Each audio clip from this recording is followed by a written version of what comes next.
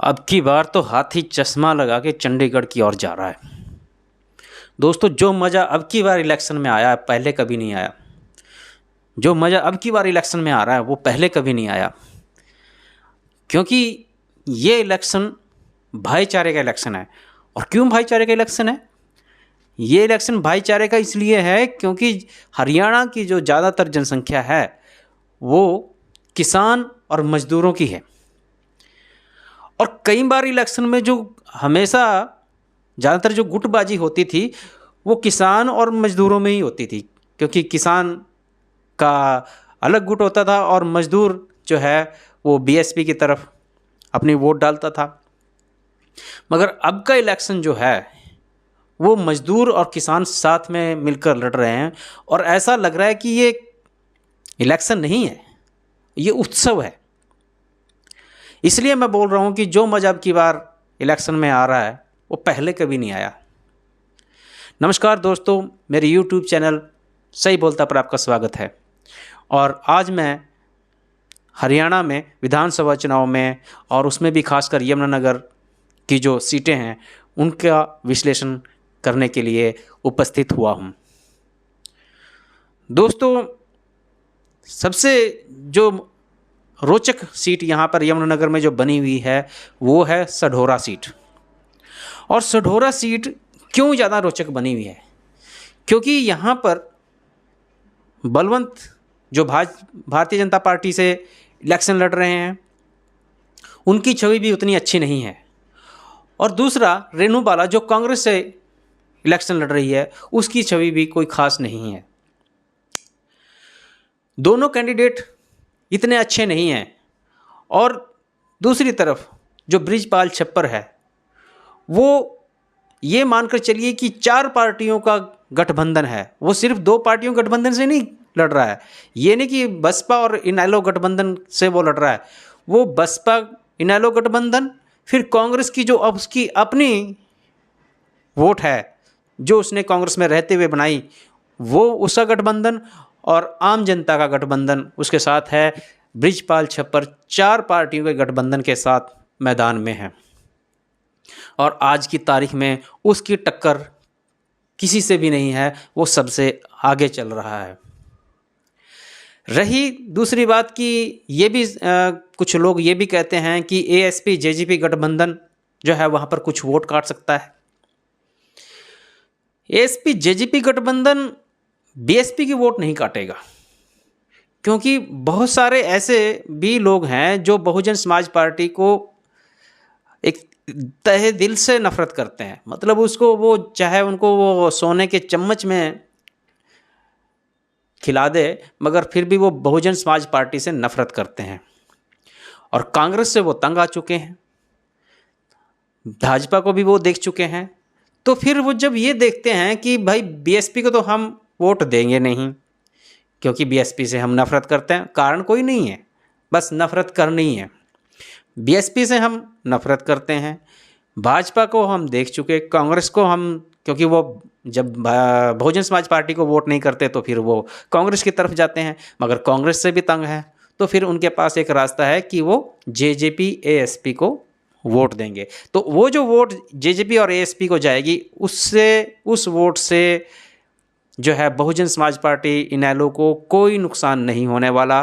वो जो नुकसान होगा वो कांग्रेस और भारतीय जनता पार्टी को ही होने वाला है, इसलिए उसका भी कोई डर नहीं है। दोस्तों, कुछ लोग हमको कहते थे, हम जब बहुजन समाज पार्टी की वोट करते थे, कि तुम वोट अपनी ख़राब कर रहे हो, तुम्हारी वोट का क्या फ़ायदा, वो जीतेगा तो है नहीं। दोस्तों, मैं अब ये कहना चाहता हूँ कि जो लोग हमको ये कहते थे कि बहुजन समाज पार्टी को वोट डालकर वोट खराब करना है, अब समय ये आ गया कि जो लोग कांग्रेस को वोट डाल रहे हैं और भारतीय जनता पार्टी को वोट डाल रहे हैं उनको आप ये कहें कि आप अपनी वोट को खराब कर रहे हैं। इनको वोट डाल के कोई फ़ायदा नहीं है, जीतने वाले नहीं हैं। जीतेगा तो बस बृजपाल छप्पर, हाथी का निशान और बहुजन समाज पार्टी इनेलो गठबंधन, और किसी का यहाँ पर सढौरा में अभी कोई नंबर नहीं आने वाला। दोस्तों, रोचक जो है वो जगाधरी सीट भी बनी हुई है। और जगाधरी सीट क्यों रोचक बनी हुई है? क्योंकि जगाधरी सीट पर कंवरपाल भाजपा से खड़े हुए हैं, भाजपा की हालत सबको पता है और कंवरपाल की हालत भी सबको पता है, तो उनका कितना वहाँ पर चांस है जीतने का, ये आप लोग अंदाज़ा लगा सकते हैं। दूसरी तरफ अकरम खान कांग्रेस से खड़ा है। अकरम खान पहले जब बहुजन समाज पार्टी से इलेक्शन लड़ता था तो एक बार उसको टिकट मिली हुई थी और हम छछरौली के गांव में किसी काम से गए हुए थे, तो वहाँ पे वो बोलते थे कि हम बहुजन समाज पार्टी को वोट दे सकते हैं मगर अकरम खान को वोट नहीं दे सकते। अकरम खान की भी उतनी अच्छी पहचान छवि अभी नहीं रही जो उनके जो परिवार था और उनकी छवि हुआ करती थी, वो उस छवि को अब उतना अच्छा नहीं कहा जा सकता। दूसरी तरफ आम आदमी पार्टी के आने से यहाँ पर समीकरण और तरह के हो चुके हैं। तो इन जब यहाँ पर बात करें तो फिर यहाँ पर भी बहुजन समाज पार्टी इनेलो गठबंधन से जो प्रत्याशी दर्शन लाल खेड़ा जो खड़े हुए हैं उनके चांस बहुत अच्छे हैं, क्योंकि बहुजन समाज पार्टी की वोट एक ऐसी वोट है जो एकजुट रहती है और हर हाल में बहुजन समाज पार्टी को जाती है। दूसरी तरफ लोकदल के लोग भी जो किसान जमींदार है वो अपनी पहचान वापस लाने के लिए लोकदल के साथ एकजुट हो रहे हैं। उधर क्योंकि बहुजन समाज पार्टी को जो कम वोट मिलती है वो मिलती है शहरों से, शहर जैसे कि छछरौली शहर, जगाधरी, और वहाँ की वोट आदर्श पाल जो कि आम आदमी पार्टी से खड़ा है वो उसको वहाँ पर जो है अपनी तरफ खींचने का काम करेगा, क्योंकि जो लोग भाजपा से नाराज़ होते हैं, जो लोग कांग्रेस से नाराज़ होते हैं, वो बहुजन समाज पार्टी के पास बहुत कम जाते हैं, लोकदल के पास बहुत कम जाते हैं। वो उनका नेचर थोड़ा इस तरह का है। मगर आम आदमी पार्टी को वो अपनी पार्टी मानते हैं, तो जब भी वो भाजपा से नाराज़ होते हैं, जब भी वो कांग्रेस से नाराज़ होते हैं, तो वो आम आदमी की तरफ जाते हैं। और ये भी सुनने में आ रहा है कि केजरीवाल जगाधरी में रैली करने वाले हैं, तो ये एक और अच्छी खबर है जो कि बसपा और लोकदल गठबंधन के जो प्रत्याशी खड़े हैं दर्शन लाल खेड़ा, उनके लिए ये एक और अच्छी खबर है कि वहाँ पर केजरीवाल आने वाले हैं। केजरीवाल के आने से कांग्रेस और भाजपा की वोट उसकी तरफ जाएगी और दर्शन लाल खेड़ा की जो राह है वो आसान हो जाएगी। फिर बात करते हैं यमुनानगर की। यमुनानगर में दिलबाग सिंह बसपा और लोकदल गठबंधन से खड़े हुए हैं। वहाँ पर भी यही हालत है।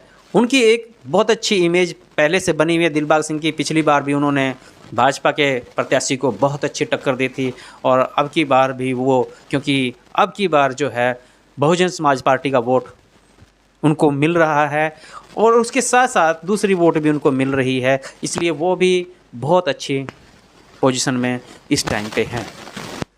बात करते हैं रदौर की। रदौर में भी बहुत रोचक मुकाबला अभी हो रहा है, क्योंकि वहाँ पर सभी कैंडिडेट्स ने जो है बहुत ताकत झोंकी हुई है। कांग्रेस से वहाँ पर बिशन लाल सैनी हैं, भारतीय जनता पार्टी से श्याम सिंह राणा हैं, बहुजन समाज पार्टी लोकदल से वहाँ पर धर्मपाल तिगरा जो कि वहाँ के लोकल कैंडिडेट हैं, और एएसपी जेजेपी से भी वहाँ पर एक युवा मनदीप टोपरा इलेक्शन में अभी खड़े हुए हैं, चुनाव लड़ रहे हैं। वो भी काफ़ी अच्छी मेहनत कर रहे हैं। तो वहाँ पर भी एक रोचक मुकाबला बना हुआ है, जिसमें ये अंदाज़ा लगाना मुश्किल है कि चुनाव किस तरफ जा सकता है।